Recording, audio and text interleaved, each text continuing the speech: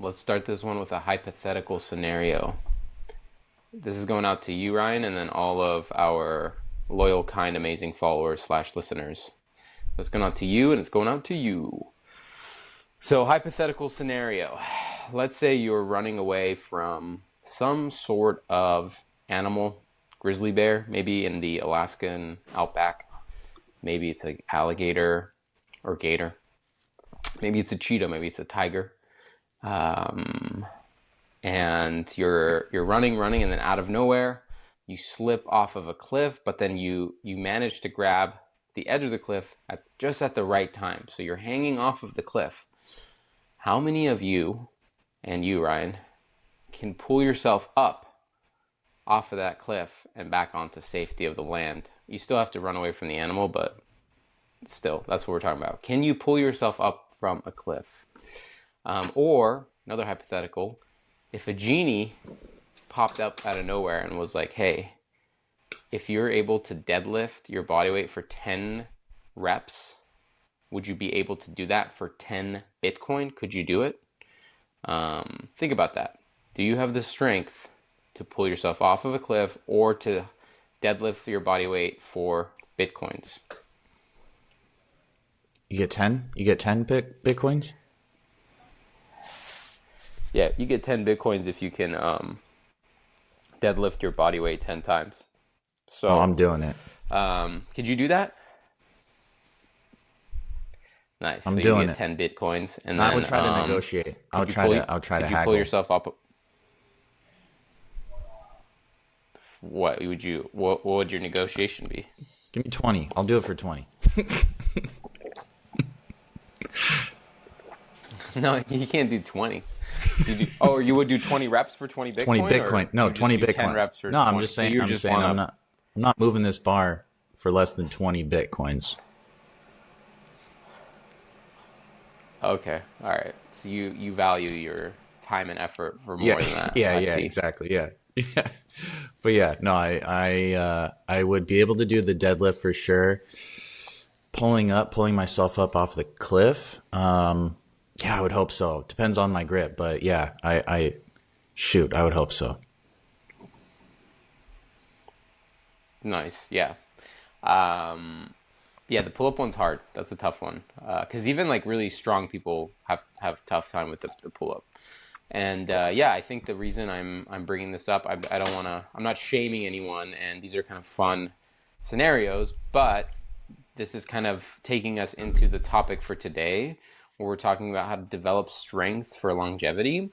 And it's not necessarily a strength where like, okay, we're just trying to get you to bench press as much as possible, squat or deadlift. It's more so functional strength and how that can improve your lifespan and your health span.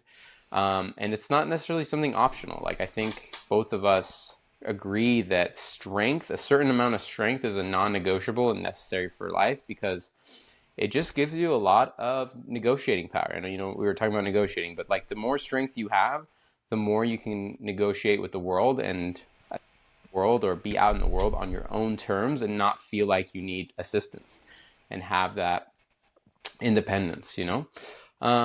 So when it comes to building strength for longevity, again, the outcome of this thing, it doesn't happen in a vacuum. We want to build strength for longevity, which means that we're improving our lifespan. Basically, the more strength we have, the longer we'll live.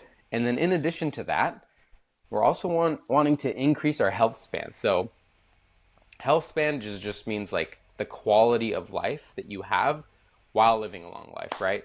So, you know, living a long life is useless if you can't be doing the things that you love or, enjoying it. So it's both the lifespan and the health span. And one of the best ways to improve your longevity is building strength through resistance training. Now, that comes into play when you're carrying groceries, when you're hiking with your kids, or you're carrying your kids, or if you have a newborn or toddler. I mean, I see this all the time. Like, I work a lot with younger parents, so, in their mid 30s, early 30s, and the thing that happens all the time, usually because they're like right dominant, is they end up with some sort of rotator tear or shoulder rotator cuff, like agitation or inflammation because they're carrying their little baby and toddler on that right side, and they haven't done the shoulder strengthening work or the scapular work or the rotator cuff work to build that endurance and that strength so that you can carry your baby, which is your weight. And the thing with that weight or your baby is that it's going to increase every single month. So you have to be prepared for it. Other stuff like, being able to pick up heavy things from the ground, right? So if you're out there landscaping, gardening, like you got to be good at deadlifting, and you have to have good biomechanics, and you have to have a strong core and hip mobility. So all of this stuff plays a huge, huge role. And I'm actually curious to hear from you, Ryan. Um, when in your life have you felt weak, and when in your life have you felt strong? Um, when have I felt weak? I'll tell a story of actually when I kind of found out that I was actually a little bit strong, because it started off from feeling a little bit weak. It was, I played lacrosse in middle school and high school. And when I started out, I would just like get hit a bunch and just like decked all the time. And I just remember feeling just weak. I'm like, damn, why do I keep getting hit all the time? My coach pulled me aside. He's like, dude, because I was tall back then too, and my coach was like, dude, you're like tall and like big, like go hit other people, like go hit, like use your strength. And I was like, okay, like let me, I'll try it out. And something switched in me, and I started, making more hits and stuff. And I actually feel kind of strong. But yeah, that's an example of feeling weak. I just kept getting hit and stuff. Didn't realize my own strength. But so that's when I felt weak. And feeling strong. This was actually a recent one on my wedding day. After the ceremony, I was able to, pick up my wife and like carry her up the stairs of the hotel. I Oh felt yeah. really good about that. I felt in that moment, I was like, I feel strong. And I was like, I got this from working out. I feel really proud that I'm like able to do this. Yeah, that was a recent one I felt really strong about. Felt good about that. I love those examples. Yeah. That must have felt so great, like you're really leaning into the masculinity and the role of the husband, Yeah. like right after the wedding, just like Made, yeah, picking up Gabby, tossing her over your shoulder, like, all right, I got you, babe. made made for a good photo too. Yeah, that you have a picture of that? I think I saw it. Are you like Hmm. walking? Are you in the halls or something? Or maybe I Yeah, didn't see yeah, it. yeah. Yep, yeah. Nice. You gotta send that to me. Yeah, yeah. What about you, dude? Weak and strong. I think, I relate to your story about lacrosse because I also felt the same way when I was starting to play basketball in high school. I was um, in in high school. One of my teammates, he's a really good basketball player. His name's Justin Dewick. He's really tall too. He's like 6'10", and I was always part of kind of like the practice squad, like the B squad, where we would play the starters, right? So my role was always to guard and defend Justin, and he had whatever 9 inches on me plus maybe like 100 pounds, like maybe not 100, like 50 to 70. And so, my goal that summer, because before I would just get thrown around, like he would easily like, just dominate me in the post. And I was like, you know what, I gotta get stronger. So I just started lifting and eating more, and eventually I was able to like actually be a challenge for him on defense. So on the defense, so that felt good. And I think that also like side tangent note, it kind of I thought of this as you were talking about the lacrosse thing, but like how crazy and awesome it is to like have your kid doing sports earlier on because it teaches you so many lessons. Obviously, there's like the mental stuff, but then physically, right? So like you're exposed to like your limitations very earlier on, and that's a good time to be exposed to those limitations because you don't have that chatter and that judgment of the real world, or just like maybe the embarrassment of having to go to the gym and like get strong. It's like no, no, no, like I'm a kid, I'm just gonna do it, and it's for fun, right? The stronger I get, the better I'll be at this sport. So that just made me realize, like, man, I mean, young parents, if you're listening to this, get your kids into sports like immediately, as soon as possible. Team sports, ideally, and it's not a bad idea for a sport where there's some physical contact, because that's like, it's good. It prepares you for a lot of stuff. Um, And Obviously, even my dad taking me to the gym at a young age, at like 14 or 15, that was awesome. Like even in the gym, he would teach me like life lessons, like you put in the work now and it's going to compound. Like you're not going to get stronger yeah, today, but if you just keep at it and just be consistent with like your gym routine, watch, like in 5 years, you're going to be like, whoa, how did this happen? Like, how did I get this strong, or like get this, these muscles and stuff like that. And he taught me delayed gratification in the gym. But you're so right to talk about, the importance of sports. And I like that you said, especially team sports, you build like this camaraderie and togetherness with your teammates, and how to problem solve and go through adversity when you lose and stuff like that. Yeah, totally get yeah, that. 100%. And yeah, I love that it's a compounding thing. It's like learning to trust the process and not wanting to immediately see results. Like going to the gym when you're a kid. I mean, the results are a lot faster when you're a kid, but still, even again, the Hmm. mindset stuff is such great lessons. And when you learn it that early, it's like deeply ingrained into your brain, and you kind of maintain it. Yeah, and Um, if you miss a shot, don't give up. Shoot again. yeah, I mean, you miss 100% of the shots you don't take. That's 100% true. Hmm. You know.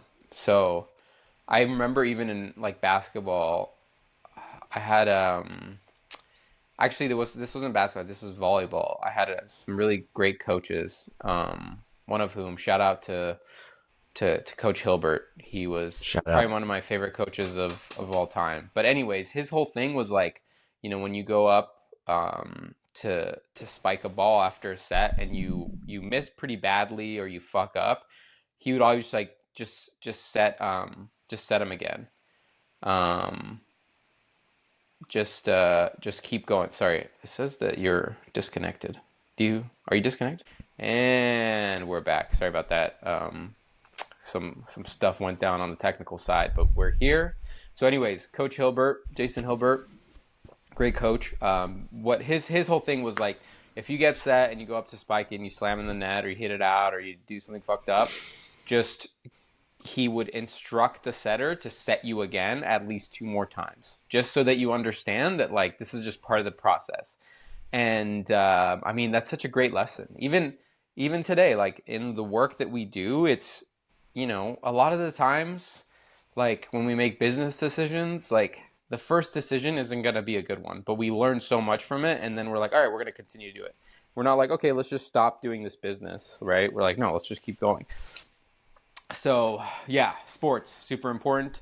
And I mean, for people that are like, hey, I feel left out. I haven't played sports when I was a kid. It's like, dude, you can still play sports as an adult. Like, there's so many recreational leagues, and I highly encourage people to join and play sports with other people, or even do independent sports. Like, with others, right? Like I run a lot, and running it's an independent sport. It's not, you're not part of a team, but I run with other people, right? I run in run clubs, and even though I'm competing with myself, I try to run with other people at least once a week. So it's not too Or late. Get a out there, workout class too.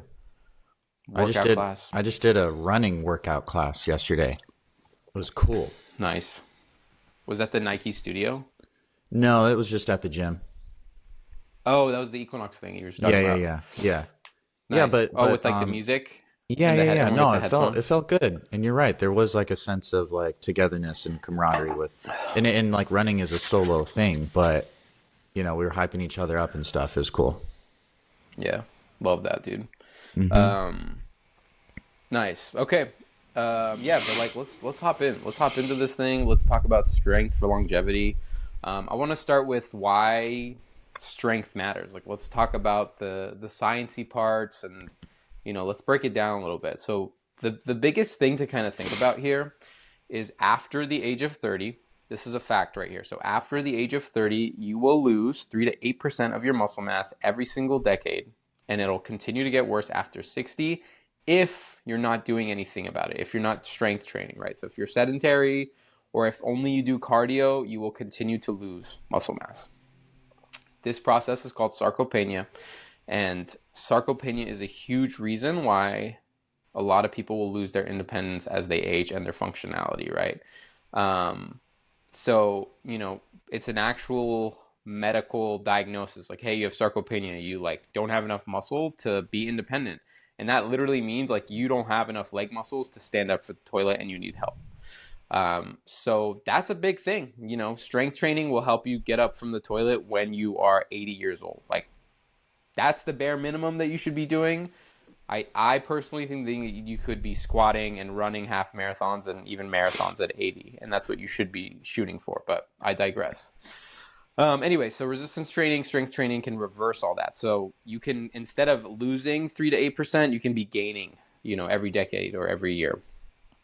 Um, in fact, there's a really big meta-analysis in the British Journal of Sports Medicine that basically found that muscle strength was a better predictor of how long you'll live than muscle mass. So what we're talking about here is, you see a lot of bodybuilders on social media or in our culture. Our archetype or our influencer version of like the healthiest person, even older folks, is someone that's super muscular and super big. But in reality, like, the muscle stuff doesn't matter as much as how much strength you have. And there is a difference. Like, you can train specifically for gaining muscle, like optimizing for muscle mass, and you can also specifically train for gaining strength and optimizing strength. So instead of the bodybuilding stuff where you're doing a lot of isolation exercise and you're spending hours upon hours in the gym and you're eating broccoli and chicken all the time and you really care about the aesthetics, more so we're thinking about functionality and building strength so that it's easy to landscape and garden, pick up your groceries without pain. You can go up and down the stairs without using the railings or having knee pain. Carrying your grandkids, carrying your kids, playing with your kids, like playing sports with your kids without like feeling like you're gonna tear your Achilles or you're gonna throw out your back or whatever. Or even something as simple as like sitting all day at your desk job without your back hurting. Like, strength plays a huge role in that. So that's what we're focusing on, and that's why it's so freaking important. That's the thing. Like, if you're not doing anything about your strength, you will lose it. You'll lose your muscle mass, and then your life will get shorter. Your quality of life will decrease, and you won't be able to get off of the toilet without help, right? And it's nice to have someone in the toilet helping you. Like, don't get me wrong. I would love for a toilet assistant, but sometimes you just want to do it solo. So that's what we're here to Sometimes. help with. Yeah. And also, in addition to that, there's some other stuff that we're not going to dive in too deep, but strength, the more strength you have, the better your hormones are normalized. Like, it helps balance your hormones. It improves your blood sugar, improves your posture, your balance.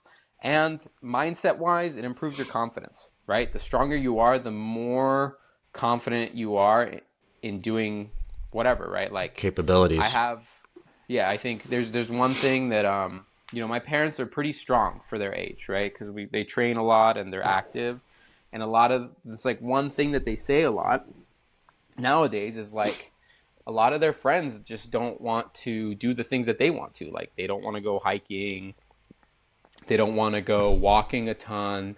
They don't want to go play volleyball in the park because they're just not confident in their abilities, or they're injured, or they haven't moved in a long time, right? So that's a big part of it. Um, but let's dive into the kind of injury prevention aspect of it. In terms of like lower body strength and stuff like that. And I feel like, Ryan, you're pretty good at the squats and the deadlifts, and you're pretty strong in the legs. So what do you got in terms of longevity in that Yeah. realm? I mean, as we age, or as your parents age or grandparents age, one thing that you want to really prevent is falling. Anybody that has, unfortunately, seen like lost their parents to, old age, or grandparents, you'll understand like once they start falling, it just kind of goes downhill from there. Like it's not good once we start like falling due to like lack of balance or strength and stuff like that. Because you can become like immobile and then it just like it's a steep decline from there. So we want to do our best to really delay that, falling and preventing that. So some things that we can do to prevent that is obviously lower body strength, leg strength. And actually, before we dive into like specific exercises and stuff, this came from the CDC in 2020, that falls are the leading cause of injury related death in adults 65 and up. It's the leading cause of injury related deaths is falling, 65 and up. But here's the good news. Here's another study. A controlled study showed that older adults who did lower body resistance training had significantly fewer falls thanks to improved balance and coordination. So to summarize, lower body strength, very important. We want to prevent falling and getting injured. So what can you do? Lower body strength. So we can do some squats. So think of even starting with body weight squats. So if you're in that 65 and up and you are not currently like strength training and you're just getting into it, body weight squats would be a great start. So you could even, think of sitting down on a couch and then standing up. You know what I mean? Like you're going to want to do that as you age. Like you said, Milad, like sitting on the toilet and then getting back up. That's important. And if you're not able to do that, you're more likely to go into like a retirement house. So if you want to live independently, you're going to want to get off of the toilet independently. So squats are important. We have deadlifts. So I know when you think of like deadlifts, a lot of people think of like, a big barbell with like 135 pounds on there. You don't have to do that exact variation. It's just a deadlift is basically hinging at your hips. So you want to be able to hinge at your hips. So you can start with like light dumbbells and you can do a Romanian deadlift. But if you're somebody who has been working out already, okay, maybe you want to add in a barbell and whatnot. So the point is do your squats and deadlifts. Very, very important. Step ups is another good kind of movement pattern to either continue or to start doing. Think of like going upstairs, going up and down stairs, or like Milad said, going for a hike and whatnot. There's a lot of that movement pattern. So step ups would be a good exercise to get into your routine. Bridges and hip thrusts. These are other good exercises for strength and longevity and preventing injury and even low back pain too. So we want to strengthen your glutes. Bridges are a great exercise. You could, again, start with body weight. So you can do bridges just on the floor with a mat underneath. You can do bridges. You can do single leg bridges.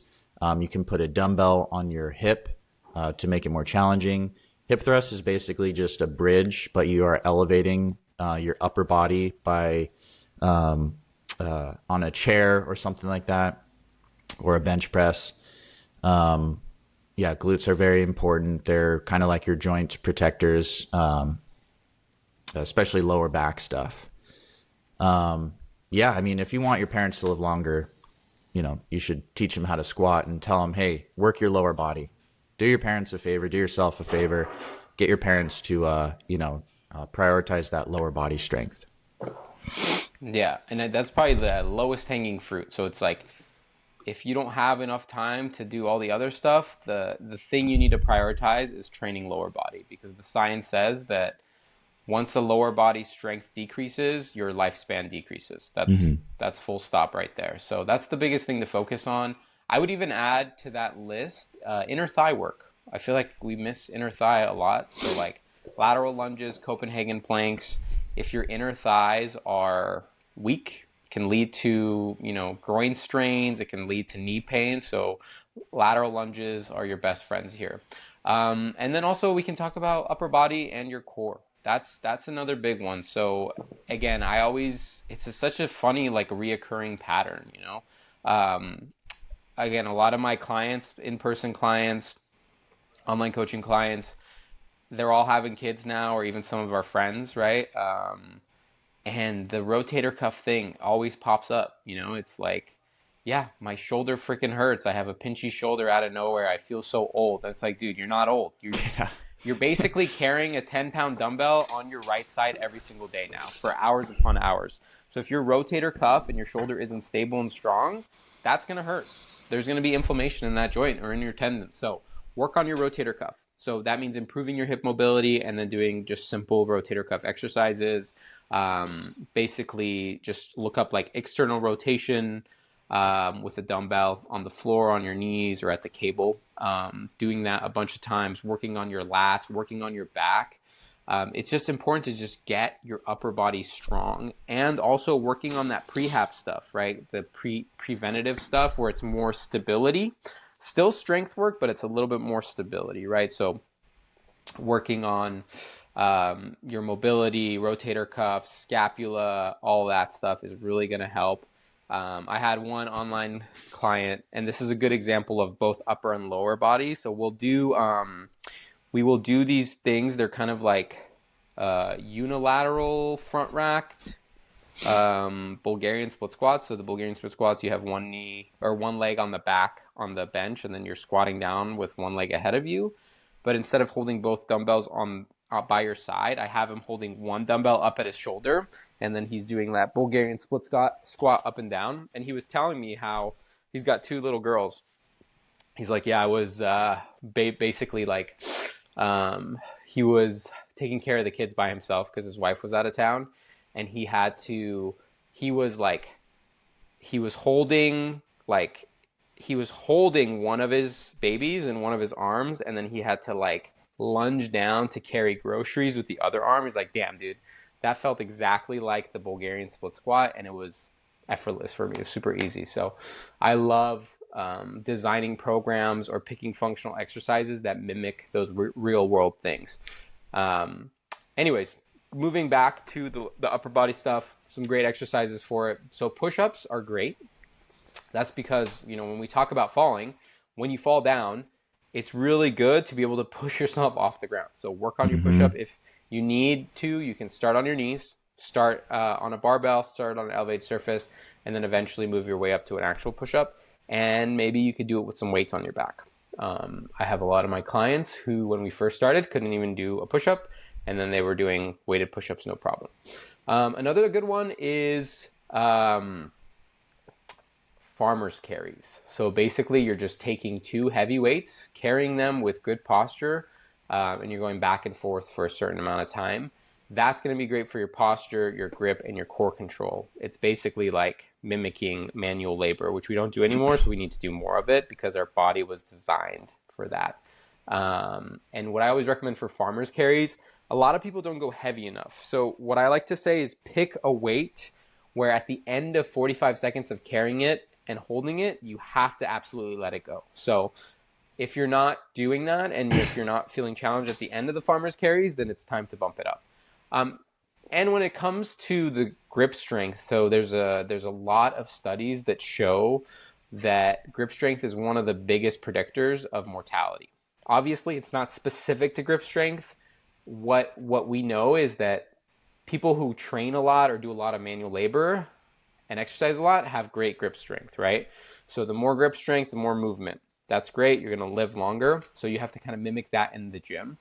And then lastly, talking about your core. So the reason it's important to have a strong core is because it protects your spine.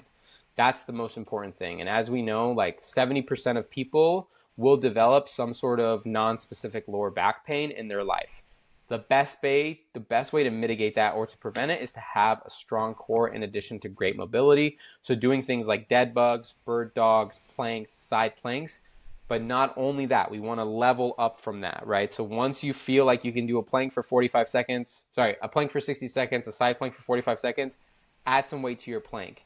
Add some weight to your side plank. Go into a Copenhagen plank. Add weight to your dead bugs. Add weight to your bird dogs. And don't be afraid of doing loaded spine flexion. So like things like sit-ups and back extensions. All that's going to help you be more independent. I mean, even getting up out of bed. Like a lot of people, when they're coming, like they're waking up, you have to kind of do a sit-up to get off of bed, right? So get that core strong.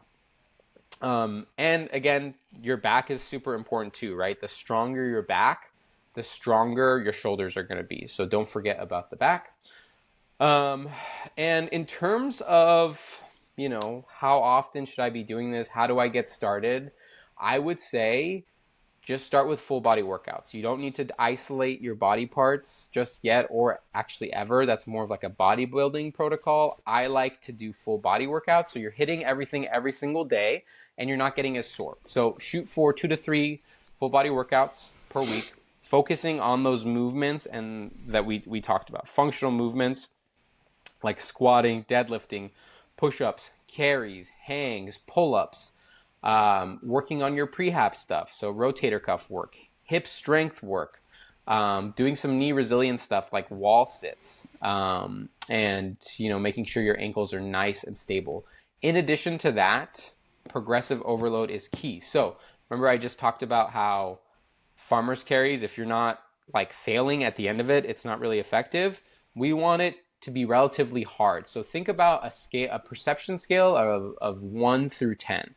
So if, the exercise calls for 3 sets of 8 reps for a squat, at the end of the 8 reps, you want to have about 2 reps left in the tank. You're like, hey, I could probably do 2 more.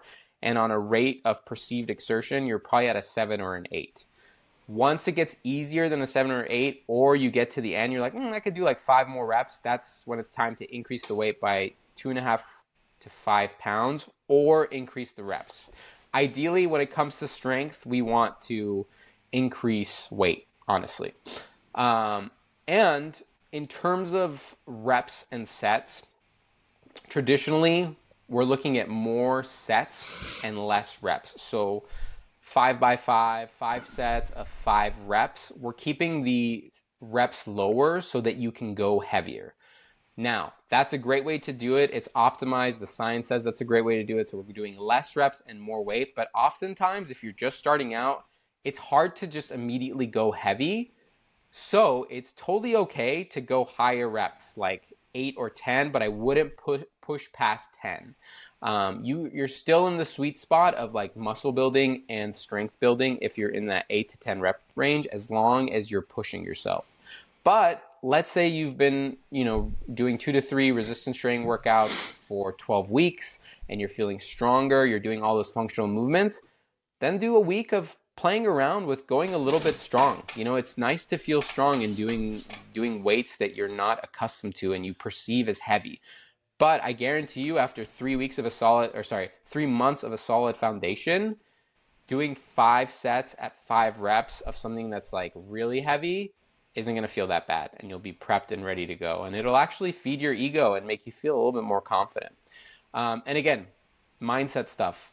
We are not focusing on how heavy I can go or, man, I wish I was super strong right now. And you have to remind yourself that this is all about improving your lifespan and improving your health span and improving your functionality. So remind yourself that you're doing it for others, you're doing it for yourself, and it's not about what you're looking like, but how you feel and how strong you feel.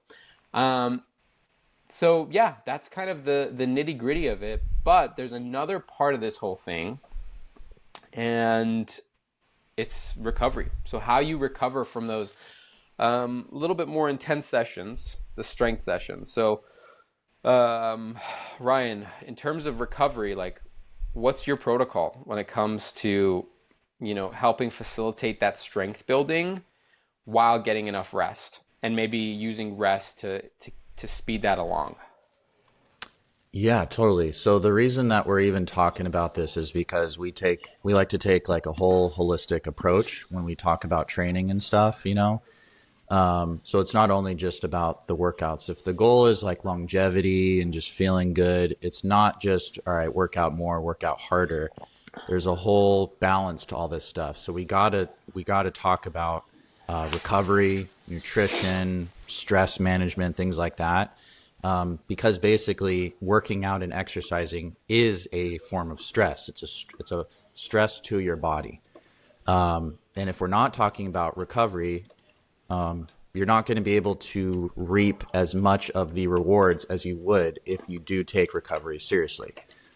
Especially as we get older, we carry more stress, or we're aging, things like that. So the whole balance is important. So I'm glad that we're putting this in today's discussion. But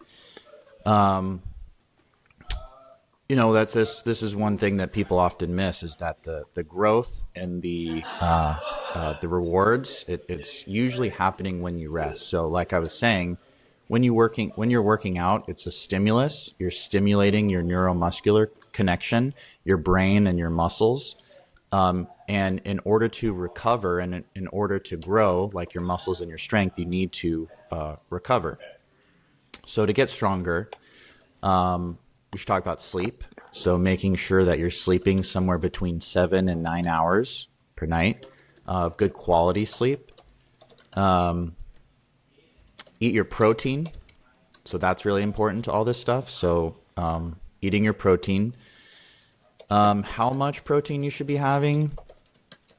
We say about zero point 0.8 to 1 gram per pound of body weight. Another way of thinking about that, about thinking of protein, is just making sure every meal that you consume, you have a protein source. Not everybody is tracking, their calories and weighing out food and stuff, but I think that's a very easy way of looking at it. Just, hey, where's my protein for this meal? You can also, if you're talking about the amount of protein, you can just look at the size of the palm of your hand and just be like, okay, I need 1 to 2 palm sizes portions of protein on my meal.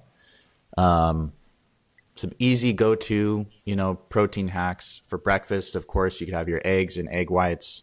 I recently just got into cottage cheese. For the longest time, I was just like, I don't know, like I'm not doing it. And I kind of just like forced myself. I'm going to do it. I'm gonna get into cottage cheese, and I kind of like it now. You like that? You like cottage cheese, Milad? Yeah, I like cottage cheese. It's not my go-to and it's not top of mind, but I like to do like toast with cottage cheese and then salt, pepper, and then maybe some like tomatoes or avocado Mm. or, some like pickled red onions and some fresh herbs. It's kind of You like a love your play on pickled like, onions. yeah, I'm big into pickled I onions mean, me right too. now. Yeah, they add a nice citrus or some nice acid. But yeah, cottage Mm. cheese is great, high protein, good stuff. Cottage. And there's Greek yogurt. One snack that I've been having a lot of is Greek yogurt, frozen berries. What Nice, else? If I love if that. I need extra calories, I'll put in some protein or sorry, peanut butter. But yeah, Greek yogurt is great. Anyways, yeah, protein very important for recovery. Stay hydrated. Stay hydrated. Drink your water. Get your electrolytes. That's something else I've been doing is drinking like a half a thing of coconut water because I was tracking my calories and I noticed that my sodium was on the higher end and to kind of I guess balance it out is to increase your potassium a little bit. So I've been doing half of a coconut water. So making sure you're staying hydrated. Hydration is key. It can keep you energized. It can help with digestion. So just Yeah, make sure you're staying hydrated. shoot for if you want to know how much water you need. Simple thing is like half your body weight in ounces. Half your That's a body good weight one. in ounces. Yeah. Walking and doing mobility work on your off days, very good form of recovery. Mila and I are big proponents and fans of just getting your walks outdoors, going for a walk, calling a friend, listening to a podcast, listening to music, get your vitamin D, clear your head a little bit. If the weather is really crappy, my wife and I have a very like portable treadmill that you can do and just get your steps on that thing. Like I'll put on a baseball game or something. And if I'm just feeling a little sedentary that day, I'll just plug that treadmill in. It's very small and it's it's relatively affordable these days on Amazon, like $100 or something like that. You can get one of those, increase your steps, just get your mind going. Yeah, huge game changer. Dude, yeah. Did you get one? No, I don't have one. I don't have Well, a man, you're getting your standing steps in. desk. Like you're like a Yeah, professional runner. I run a You don't lot. need more steps, dude. You need to you need to Yeah, I got chill like out on no. what did how many? I think I got like 30. Well, yesterday I got like 36,000 steps. Is that how But much for it was? context, Mila did a half marathon. No, it was 30K actually. Insane, It was great, dude. insane. Yeah. But yeah, Um, I think a good way to capture basically what we're saying is the muscles. It's not actually being built like in the gym or like through your sessions. It's actually built when you're sleeping, you're stretching, you're eating your protein and things like that. So the stimulus is the workouts. The growth and recovery comes from just that, the recovery. Sleeping well, eating well, going for your walks, keeping stress at bay. So yeah. it's very important.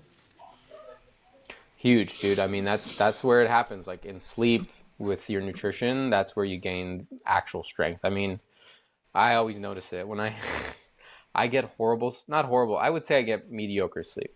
This is common theme. But anytime I get good sleep, holy moly, am I strong as fuck in Yeah, the and you can gym. have It's a good crazy. strength training session that day if your sleep is good. Strength or like cardio, like yeah, Yeah. night and day. No pun Mm-hmm. intended. Um, and yeah, I kind of want to talk about just, really reinforcing why we're doing this, like the deeper why. And yeah, of course, like you've heard this a million times, like, hey, you need to get stronger so you can live a better life. Like, no fucking shit. I've heard this a million times, Yeah, but no I shit. really, I really want to like hone in on like the actual importance and how much of a boost to your like quality of life and your confidence is, right? Like, there are countless studies, specifically a Harvard study, that found that preserving or increasing your physical function is one of the strongest predictors of happiness and independence in later life. Um, that's huge, right? Like we all want to be happy and we all want to be independent.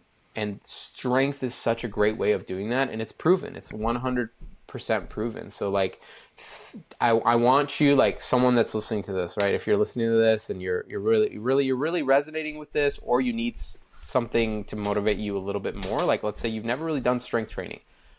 I want you to imagine these scenarios. Like imagine a world where your friend calls you up, or your grandkids or your kids call you up, and they want you to go on a vacation that requires a lot of walking in a beautiful place. Imagine you can do that without knee pain or back pain, or being able to do that without feeling sore the next day, or going on a hike with your kids or your grandkids, or maybe even a lover.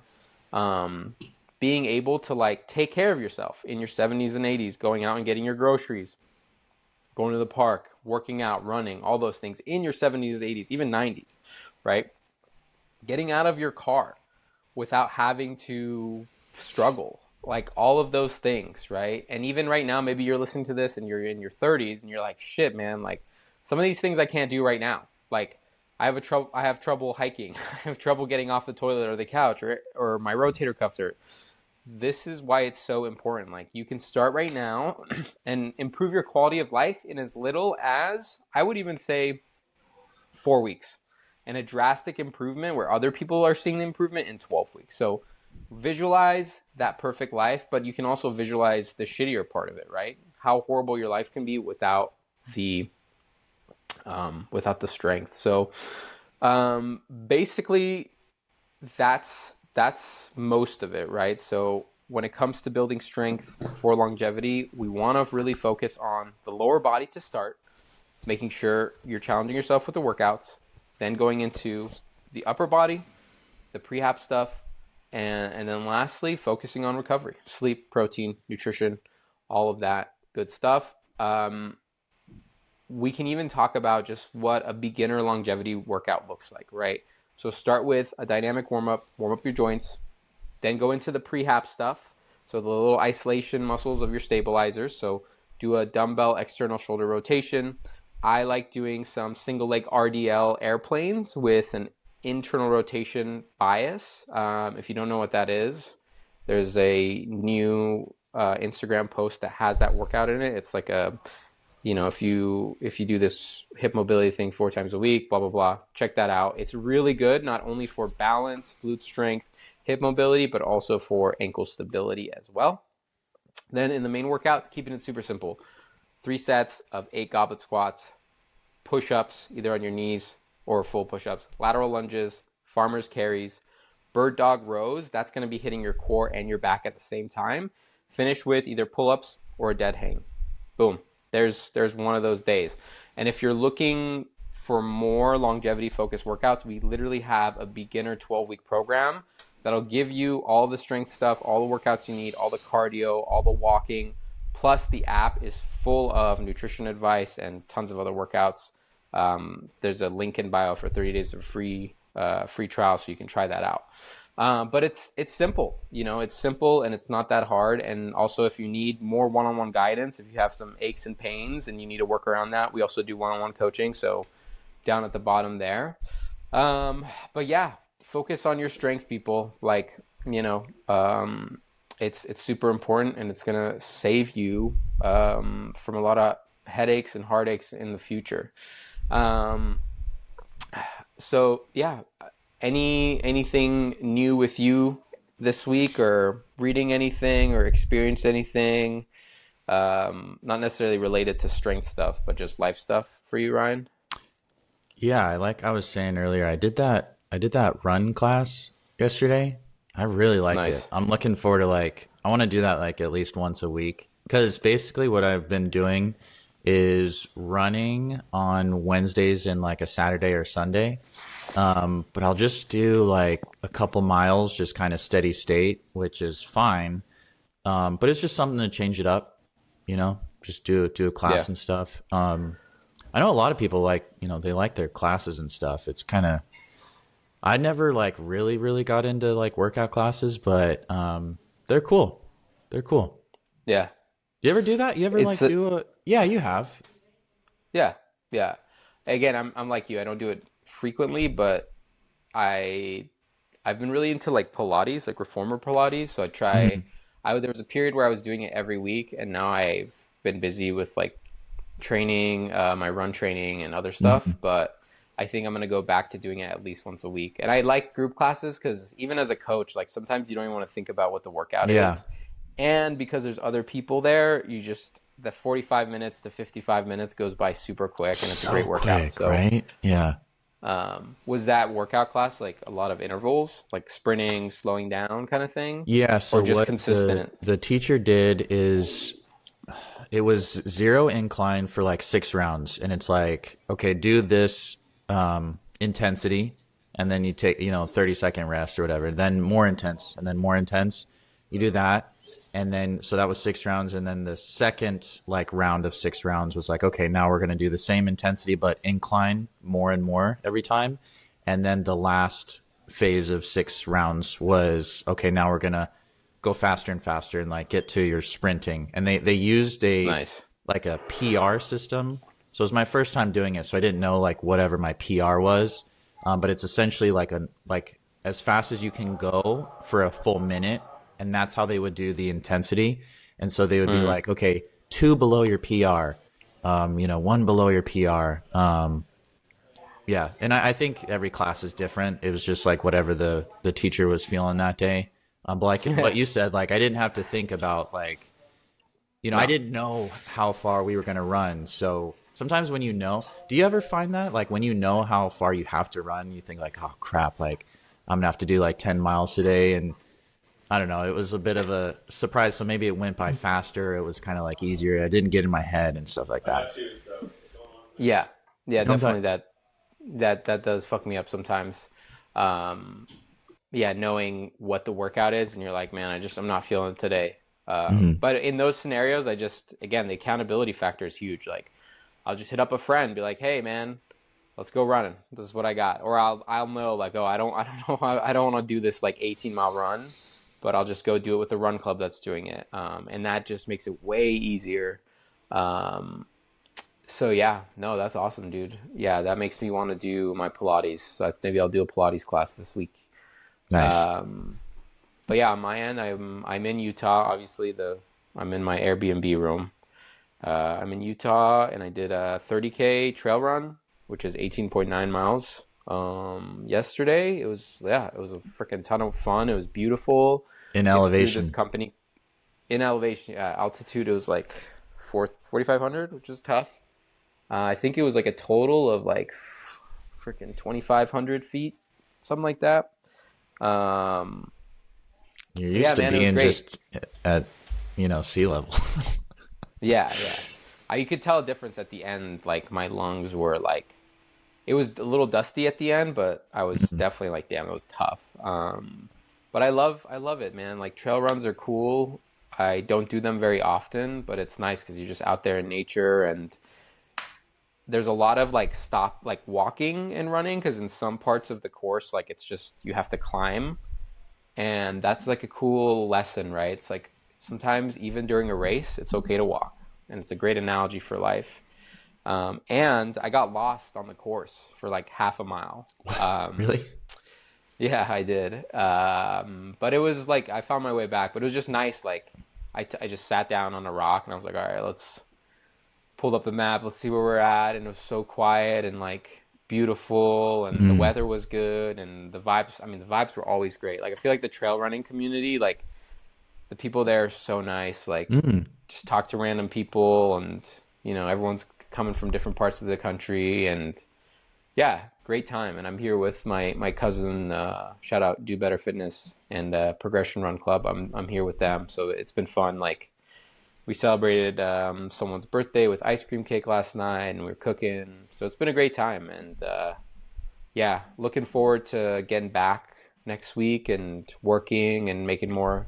Feel like I've been like really into writing engaging content and making things that I'm proud of, even though they take a lot longer. Like, usually when it comes to a post, I'll be doing like 3 to 4 hours for one post, but now I'm shooting for at least once a week. I'll make a post that requires like 3 days, like one day of Mhm. writing, one day of shooting, one day of editing, and it's been super fruitful. So Well, it shows, yeah, man. man, You're that's crushing it.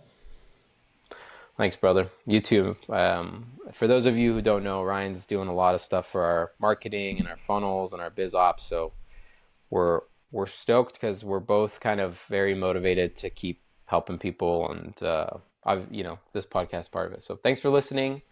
We're gonna head out, go enjoy our. It's a Sunday too. Like that's how we're dedicated we are, people. We're here for you on a Sunday. Sunday No, at just kidding. 8 a.m.